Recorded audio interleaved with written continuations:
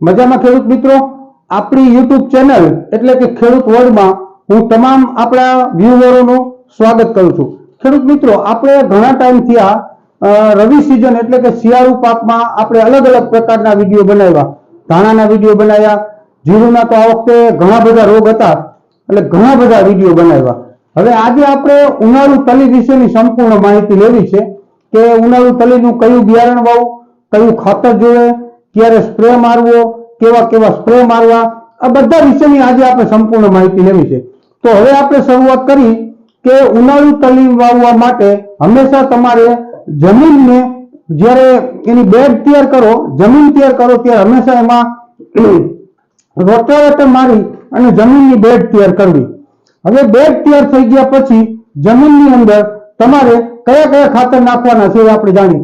તો જમીનમાં સૌપ્રથમ આપણે ડીએપી એ વીઘે 8 કિલો, ફાળા સલ્ફર એ વીઘે 4 કિલો, પછી ઝીંક એ વીઘે 2 કિલો, આટલું તમારે પાયાનું ખાતર રાખી અને વાવી દેવાનું છે। હવે ખાતરની માહિતી હાલે છે તો હું તમને ખાતરની બીજી માહિતી આપી દઉં કે જ્યારે તમારી કેપ્સ્યુલ બંધાવા વર્ગે એટલે કે ડોડવા બંધાવા વર્ગે ત્યારે ડોડવા બંધાવાની શરૂઆત થાય ત્યારે જ તમારે MOP મ્યુરેટ ઓફ પોટાશ એ વીઘે 8 કિલો હિસાબે ફરજિયાત નાખી દઉં, જેના કારણે ડોડવો એટલે કે કેપ્સ્યુલ વજનવાળી થશે, દાણાનો કલર લાઇટ વાળો આવશે, દાણાની અંદર તેલની ટકાવારી સારામાં સારી પ્રમાણમાં નીકળશે। હવે આ થઈ ખાતરની વાત। હવે ખેડૂત મિત્રો, ઘણા બધા ખેડૂતના પ્રશ્નો આવતા હતા કે તલીનું બિયારણ માર્કેટમાં 1 નંબર, 2 નંબર, 3 નંબર, 4 નંબર ને 5 નંબર, આ બધી તલીની અંદર કયું બિયારણ વાવવું? તો હું તમને જણાવી દઉં કે છેલ્લા 3 વર્ષ પહેલા આપણે જુનાગઢ યુનિવર્સિટી આપણા સૌરાષ્ટ્રની સંશોધિત જાત એ 3 નંબર બેસ્ટ હતી, પણ છેલ્લા 2020-21માં રિલીઝ થયેલી નવી જાત ગુજરાત 5 એટલે કે સારામાં સારી તલી અત્યારે ગુજરાત 5 નંબર છે। તો હંમેશા ખેડૂત તરીકે આપણે ગુજરાત 5 વાવવાનો વધારે આગ્રહ કરવો અને 16 ગુંઠાનો વીઘો હોય તો બિયારણનો દર 1 વીઘે 500 ગ્રામ હિસાબે તલીનું બિયારણ વાપરવું।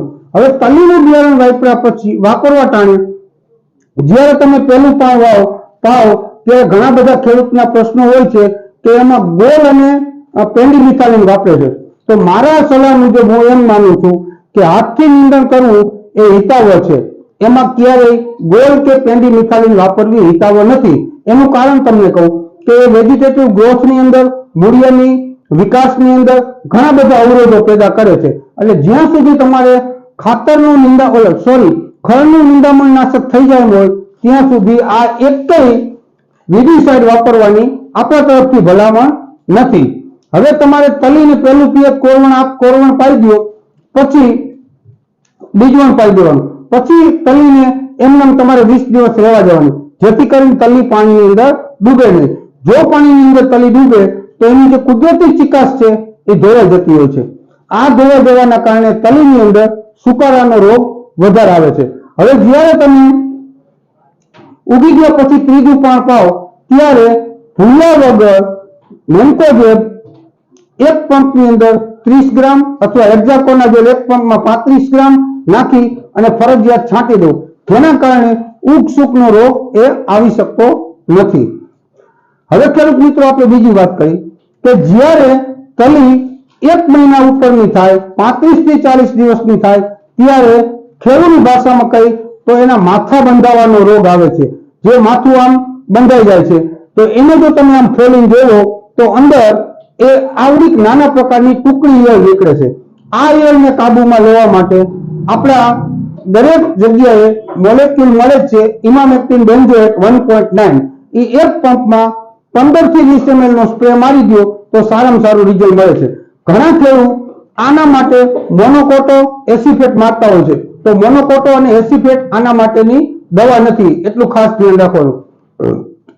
હવે જ્યારે તમે આ સ્પ્રે મારી દીધો પછીનો જ્યારે સ્પ્રે મારવાનો થાય ત્યારે તમારે લેમ્બડાસાયોલેથ્રિન એક પંપમાં 25 અને મેન્કોજેબ એક પંપમાં 35 નાખી અને એના ભેગું કોઈ પણ સારું ટાટાનું છે કે બીજા ઘણા બધા માઇક્રોન્યુટ્રન્સ નામના મોલેક્યુલ આવે છે, એ મોલેક્યુલ સરપ્લસ હોય તો એક પંપમાં 35, પછી લેમડા સાયલોથિન એક પંપમાં 25 અને હેક્ઝાકોનાઝોલ એક પંપની અંદર 35 નાખી અને સ્પ્રે મારી દેવાનો. જ્યારે તમને એવું લાગે કે માથા બંધાવાનો રોગ એ પુષ્કળ પ્રમાણમાં આવી ગયો છે, તો માથા બંધાવાના પુષ્કળ પ્રમાણનો રોગ આવી ગયો હોય તો એના માટે કોઈ પણ મોંઘા મોલેક્યુલ વાપરવાની જરૂર નથી. ખાલી ઇમામિક્ટિન બેન્ઝોએટ 1.9 ને એક પંપમાં 25 નું પ્રમાણ મોટી અવસ્થાની તલી હોય ત્યારે નાખી અને સ્પ્રે મારી દેવો, જેના કારણે રોગ જીવાત એ એકદમ સરળ રીતે કાબુમાં આવી જશે. હવે ઘણા બધા ખેડૂતના પ્રશ્નો હતા કે સાહેબ 60 દિવસ વાળી તલી અમારે વાવવી છે, તો 60 દિવસ વાળી તલી એ ક્યાંય હાઇબ્રિડ તલી આવતી નથી, એ ખેડૂતની જ સંશોધિત જાત છે. એટલે માર્કેટમાં 70 દિવસની પાકતી તલી છે અને એને લીલી વાઢવી પડે છે. મોડી વાઢી તો એમાં ખરવાનો પ્રશ્ન વધારે રહે છે. એટલે મેં તમને બતાવ્યું એમ 5 નંબર તલીને જ વાપરવું વધારે હિતાવહ છે, ઉત્પાદનની દ્રષ્ટિએ પણ સારું છે. એટલે આપણે આજે આટલો જ વિડીયો બનાવવાનો હતો. તલીની મેં તમને સંપૂર્ણ માહિતી આપી. આપણો આ વિડીયો છે એ બીજા ગ્રુપમાં, બીજી યુટ્યુબ ચેનલની બીજા તમારા વોટ્સઅપ ગ્રુપમાં, ફેસબુકમાં, ઇન્સ્ટાગ્રામમાં આપણો વિડીયો શેર કરી, લાઈક કરી અને સબસ્ક્રાઇબ કરજો, જેથી ખેડૂત સુધી સાચી માહિતી પહોંચી શકે. ધન્યવાદ.